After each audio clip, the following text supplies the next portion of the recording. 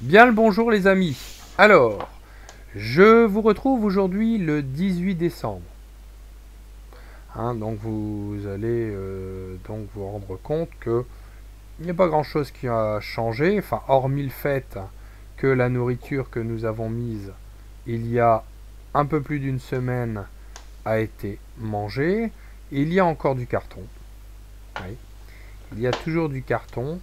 Donc pour l'instant on serait à dire on va peut-être pas rajouter à manger. Et cependant, vous allez remarquer que quand on va bouger le carton, là-dessous déjà premièrement il y a énormément de vie. Il y a également de la reproduction parce que comme vous pouvez voir toutes les petites traces ce sont pas les petites taches blanches, je parle bien des petites traces marron. On voit des mini vers si vous regardez bien de près. Vous avez des petits vers et vous avez donc les colamboles qui sont sur le carton, donc qui se reproduisent. Bon là c'est des milliers de colamboles que nous avons qui dans la nature servent entre autres, pour ceux que ça intéresse, qui servent à nourrir entre autres tout ce qui est crapaud, grenouilles, enfin les batraciens, dans les mares, entre autres. Ils en raffolent. Bon, mais nous ne sommes pas là pour cela. Alors comme vous voyez, j'écarte donc le carton pour voir, comme à chaque fois que j'ouvre mon lombricomposteur, si déjà premièrement si ça se reproduit bien, s'il y a suffisamment d'humidité, mais vous verrez dans la suite de la vidéo qu'il n'y a pas de problème de ce côté-là. Et si au-delà du fait qu'il y ait des vers, bon déjà pour constater oui ou non s'il y en a de plus en plus, s'ils sont vigoureux, c'est aussi pour ça. Donc voir aussi quand je les chahute un peu, les vers, s'ils sont bien vivants ou mollassons, et donc si ça se reproduit de plus en plus. Mais vous voyez, il n'y a pas de problème de ce côté-là. Nos amis les vers, Essenia, les vers de compost, les vers décomposeurs, enfin qui travaillent en surface dans la nature, on les trouve entre autres dans les tas de fumier, sont bien vigoureux, sont bien nombreux, et donc font la paire avec les colamboles pour nous décomposer tout cela et transformer tout ça en compost de qualité. Alors je voyais dans une vidéo que je regardais ce matin, avant quand on parlait de compost, enfin de lombricompostage, de vers de terre, tout ça, parce que là ça se compte par milliers, ils sont déjà en train de se reproduire, d'être en très grosse quantité, ainsi que les colamboles et tout ça. Bon, vous aurez toujours des personnes qui font mais de manière générale la conscience collective est en train d'évoluer et nous sommes en train de prendre conscience, vous voyez, la nourriture, il reste rien en fait, ou très peu. La conscience collective se modifie et on est à même de pouvoir maintenant comprendre que dans ce qui est de la gestion des déchets, entre guillemets, parce que c'est pas des déchets en soi, nous on les mangerait pas, mais je vais dire eux les mangent, il y a un côté très valorisable d'utiliser cette méthode, par exemple pour ceux qui sont en appartement et qui permet, je dirais, de transformer nos déchets alimentaires, enfin nos restes alimentaires, nos épluchures, etc., ainsi que le carton marron. Alors je précise bien, le carton, je dirais marron et sans encre de couleur. Enfin, soit dit en passant, aujourd'hui, de manière générale, les encres de couleur sont végétales, mais bon, on ne sait jamais.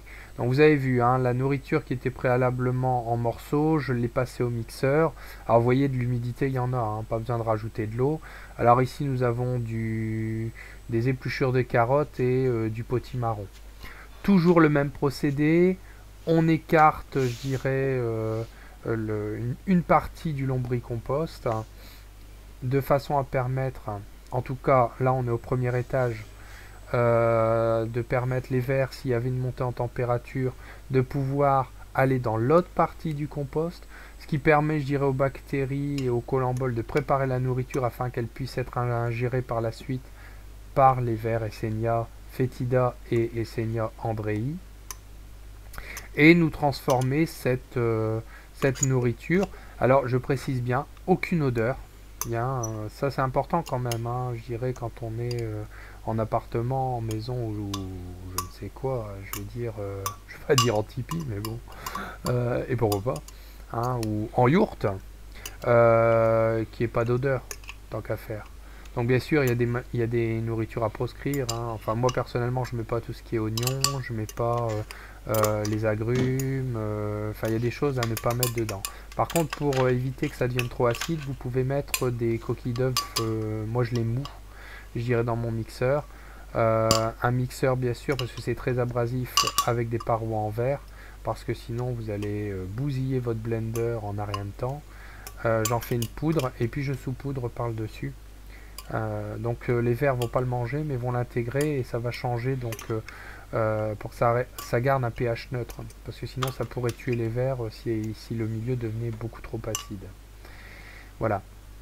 Donc je répartis donc la nourriture sur cette partie que j'ai écartée, et puis ensuite je vais recouvrir avec du carton. Hein. Ça évite également, j'irai, le carton je veux dire, s'il n'y avait pas de carton, ça pourrait amener éventuellement un développement de mouches, ce qui n'est pas très ragoûtant. Donc de ce fait-là, et puis en même temps, les vers adorent, je dirais, se nourrir de, de carton, de matière carbonée. Alors, ce qui est important aussi de savoir, c'est que pourquoi est-ce que l'humidité dans un lombricompost est importante? Eh bien tout simplement parce que le ver de terre se nourrit de l'oxygène qui est contenu dans l'humidité qui est dans le compost. C'est par là qu'il se nourrit. J'espère que cette vidéo vous a plu. Je vous donne rendez-vous dans une semaine pour voir ce qu'il en est du développement de ce lombricomposteur. Je vous dis à très bientôt les amis. En tout cas, alors si j'avais quelques petites précisions à apporter, je vais noter en dessous, je dirais, de la vidéo, l'adresse du site, donc pour vous fournir des verres, parce que malgré tout des verres Escherichia c'est pas donné, hein, en moyenne 40 €, ainsi que là où vous pouvez acheter un lombricomposteur, à moins que vous décidiez d'en fabriquer un vous-même, mais parfois c'est bien plus simple d'avoir un matériel déjà prêt à l'emploi, et puis pouvoir se fournir auprès de gens à proximité pour ce qui est des vers Escherichia.